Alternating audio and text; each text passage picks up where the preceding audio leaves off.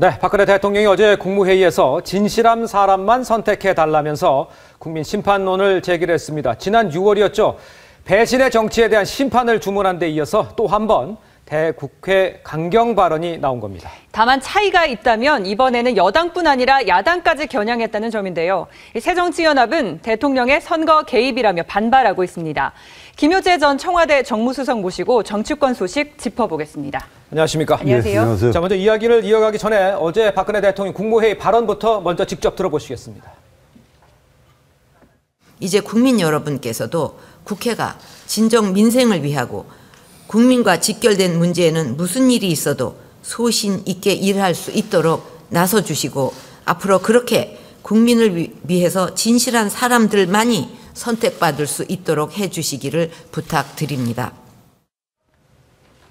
자, 진실한 사람만 선택해달라. 말은 아주 정확하고 옳은 말인 것 같습니다만 시기가 좀 적절치 않았다는 얘기도 있는 것 같습니다. 어떻습니까? 그렇습니다. 사실 19대 국회는 대통령뿐만이 아니라 누구로부터 저런 소리를 들어도 쌀 만큼 사실은 그 일을 많이 안 한 국회로 기록될 것 같습니다. 그래서 지금 국민적인 비판 여론이 매우 강한 편이죠. 그렇죠. 가령 예를 들면 한중 FTA 문제 같은 것만 해도 그렇습니다. 사실은 처음에는 순조롭게 되는 듯 하다가 뚜렷한 이유도 없이 지금 질질 끌고 있거든요. 그러니까 여러 가지 국정 현안을 처리하지 않아서 국회가 비판의 대상이 된 것은 알겠는데 마침 최근에 그런데 행정부나 청와대도 내년도 4월 총선을 향해서 국정을 약간 소홀히 하면서 총선에 올인하는 것 같은 인상을 지금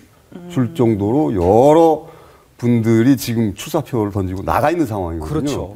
그런 상황에서 진실한 사람만 선택해달라라는 것은 이를테면은 국회가 일을 잘 못했으니 그분들을 국민의 표로 심판해달라는 그런 의도와 함께 그러면 박근혜 대통령의 측근 인사들이나 이런 분들이 나간 상태에서 선택해달라 그러면 그건 약간 오해를 그러니까 공천 개입이나 선거 개입으로 볼 수도 있다고 야당은 지금 그렇게 보고 있는 것이죠. 그 야당 입장에서도 야당 의원을 낙선시키기 위한 노골적인 선거 개입이다 이렇게 또 반발하고 있거든요. 근데 그냥 어떻게 들으면 원론적인 얘기일 수도 있어요. 근데 야당 입장에서는 왜 이렇게 반발하는 걸까요? 왜냐하면 아까도 말씀드렸지만 사실은 야당도 재발적인 측면이 있거든요.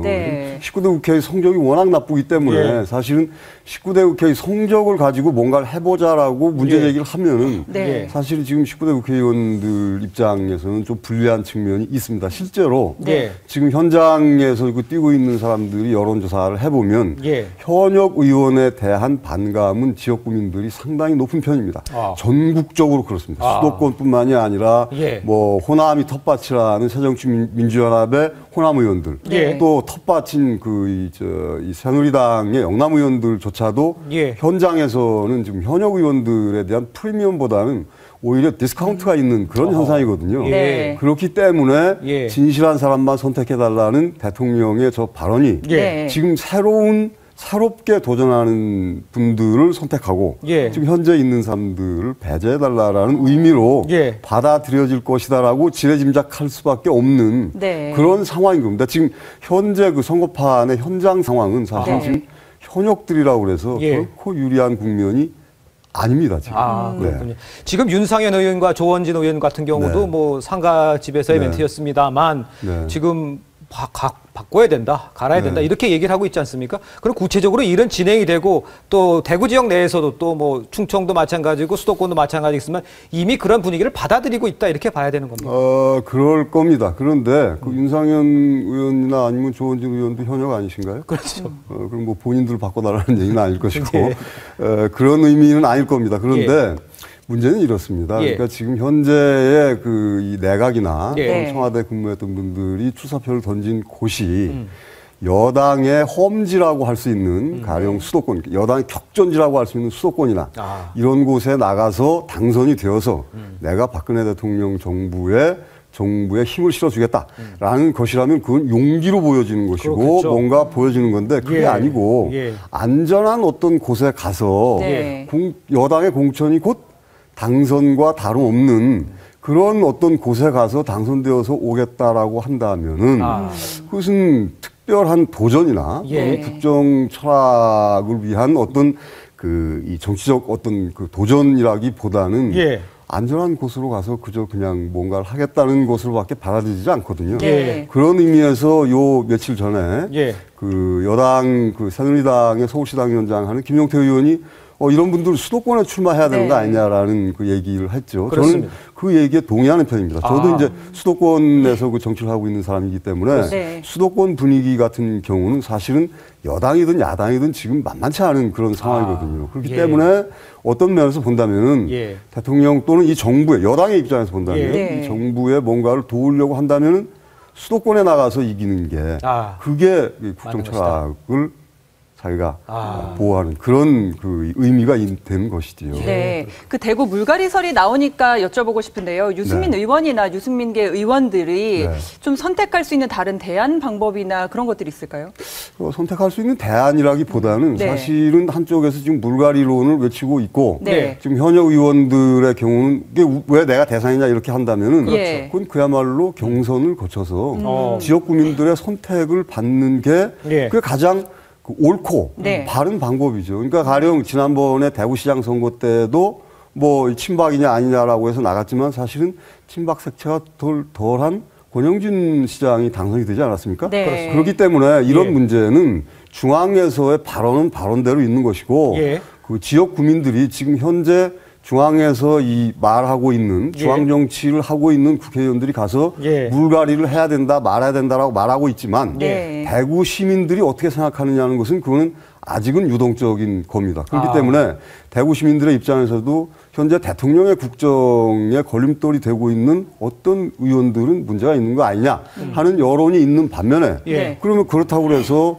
국정의 어느 한 축을 이루고 있는 여당의 국회의원의 발언을 압박하는 그런 그 이른바 또 다른 정치 세력의 이런 압박은 과연 옳은 것이냐 하는 반론도 있는 것이거든요. 그렇기 때문에 지금 현재 대구 민심도 그렇게 간단하게 어느 한쪽으로 쏠려 있는 것 같지는 않습니다. 그렇기 때문에 이번에 그 유승민 의원의 부친인 유수호 전 의원의 고 유수호 전 의원의 그 상가에서도 뭐 한 3일 동안 여야 정치인들이 내려가서 한 말들이 보면은 서로 각자 자기 말들은 하고 있지만 어떻게 반영될지는 그거 좀 더 두고 봐야 됩니다. 근데 박근혜 대통령의 입장에서 보면요. 이제 뭐 총선 끝나고 한 1년 8개월 남고 레임덕 걱정해야 되고 또 그렇습니다. 개혁과제 뭐 통과되는 맞습니다. 게 없고 국회에 대해 불만도 많고 이렇기 때문에 어떻게든지 일을 좀 추진해 보려 하는 과정에서 나온 얘기다. 이렇게 해석할 수는 없습니까? 레임덕을 막기 위해서. 그건 맞는 말씀이죠. 그러니까 예를 들면 그 대통령의 입장에서는 지금 FTA 문제뿐만이 아니고 지금 현재 서비스 발전 그 기본법이나 이런 것들 때문에 지금 안 되는 일들이 굉장히 많거든요. 그렇죠. 그리고 경제는 점점 더 어려워지고 있습니다. 그래서 대통령은 수행해야 될 국정과제가 있기 때문에 국회에다 그런 협조를 구하는 것인데 사실은 이게 가장 근본적인 원인은 국회 선진화법입니다. 다수결의 원칙을 부정한 국회 선진화법인데 국회 선진화법은 누가 만들었습니까? 바로 지난 정부 때 만든 것이거든요. 이 지금 현재 여당이 추진해서 만든 것이거든요. 그래서 그런 것들을 위해서 그렇다면은 지금 현재 청와대나 여당은 얼마나 야당에게 이 뭔가를 했느냐 하는 것을 되돌아보지 않을 수가 없는 그런 상황인 거죠. 그러니까 지금 아까도 말씀드렸지만 19대 국회의 성적표가 그렇게 최악으로 나온 것은 여러 가지 원인이 있지만은 그런 것들이 복합적으로 이루어진 것이거든요. 그래서 지금 안타까운 것은 대통령의 입장에서는 사실은 총선이 끝나고 나면은 18개월이나 남아있는 정부의 권력의 추가 어디로 갈지 아무도 모르고 지금 상황이라면은 내년 총선도에 잘못하면은 어떻게 될지 모르는 상황에서 지금 대통령은 다급한 마음은 이해할 수가 있는 것이죠. 그러니까 그걸 위해서 뭔가는 조금 더 이렇게 국민들에게 호소하는 방법 말고 다른 방법도 택해야 되는 거 아닌가 하는 생각을 해보게 됩니다. 그 마지막으로요. 선거구 획정도 지금 법정 시한을 넘길 것으로 보여요. 근데 신인 후보들은 빨리 예비 후보 등록도 하고 준비를 해야 인사도 하잖아요. 못 들어가요. 어디로 가야 될지 모르겠어요. 그 지금 이 문제는 또 오늘도 논의를 한다고 하는데 이것도 참 문제예요. 참 이제 대한민국 국회 왜 이러실지 모르겠는데. 그러니까 현역 의원들이 지키려고 하는 것으로밖에 비춰질 수도 있을 것 같고. 그렇게밖에 해석할 수 없습니다. 왜냐하면은 지금 내일 모레가 지나면은 이제 법으로 어긋나게 되는 네. 13일이 시한이 아닙니까? 근데 아직도 아무것도 안 됐습니다. 그러니까 여당대로 야당대로 주장만 할 뿐 뭔가 이 진정한 어떤 그 정치개혁의 의지가 없는 것으로 보여져서 그러니까 더욱더 지금 이 19대 국회의원들이 현장에서 지금 교체 1호론이 지금 커지고 있는 거 아닌가.